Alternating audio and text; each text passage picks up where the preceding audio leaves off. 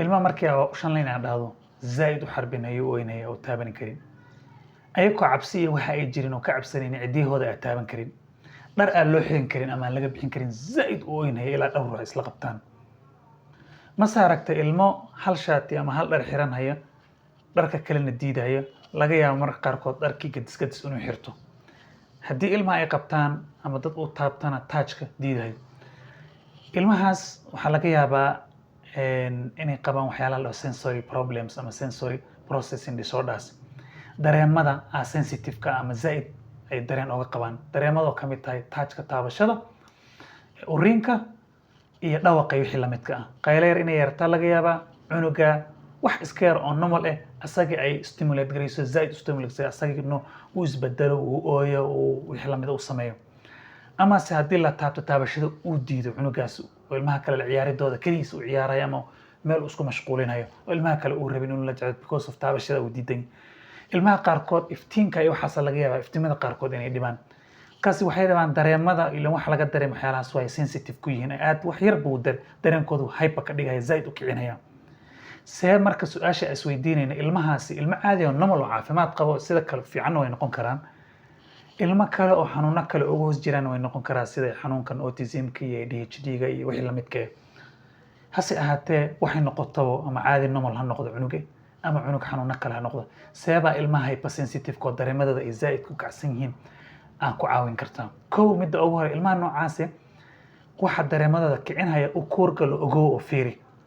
yani cunugi hadda mar walba asagoo haddaad dareento marna inuu isqaniinayo oo qaylinayo markay xaaladda degan tahay marka qayle yar dareentana uu asaga dhan stimulation noqonayo kacayo then waa inaa qaylada laga ilaaliyo fiiri ma iftiinkaa dhibaya ma taabashada dhibaysa ma waxyaalaha ma ka matijinaya cuntada qaarkood shiirkooda wixii la midka ay urkeeda marka waxaasoo dhan inaa u kuurgasho ogaato si aa uga ilaaliso si waxyaalaha ilmaha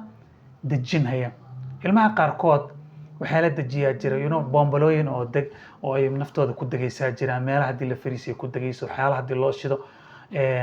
loo daaro oo ay ku xasilahayaan oo ay ku degayaan ama program TV ha noqoto ama quraan ha noqoto wixii la midka ha noqoto mara iyo dhar ka mid oo tay taabtaan ay naftooda ku degayso sensory stimulation-ka uu uga yaraanayo iyo wixii la midka midda saddexaad isticmaal waxyaalaha distraction-ka la cunugii waa la stimulate gareeyay waxbaa kiciyay isku day distraction for example inaad dhahdo xasan waxaa samee wixii marka ilmi maskaxdoodii dhinac kale u jeedisa wixii kale ku mashquulayaan wixii markaas dareenkooda kiciyay waa ka mashquulayaan midda afraad ilmahan isku day inaad u dulqaadato oo ku samirto tashanaadna la hadal oo hadalka mar walba indhahaysa fiiri cunuga ooynaya wixii la stimulate gareeyay fiiri indhaha fiiri si fiican indhaha isku dhacaan la hadal maxaad rabtaa maxaa ku dhibahaya weydii ilmaha qaarkood ay dareemay markaad waxaa fiiriso inuu iska hilmaamo ama wuxuu ku sheegaa laba yaama ama si kale u mashquuliso wixii aad ka sii jeedisaa macquul gali midda ugu dambaysa ugu muhiimsan waxaa waaye ilmaha stimulation-ka iyo waxyaalaha leh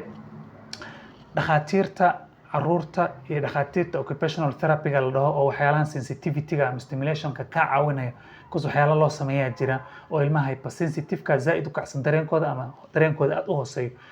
si loo isticmaalo lagu daaweeyaa jirtaa dhakhaatiirtaana u tag oo ha kaa caawiyaan arrintan waa anigoo Dr. Cabdiqaadir dhakhtar caruur wassalaamu calaykum waraxmatullaahi wabarakaatuh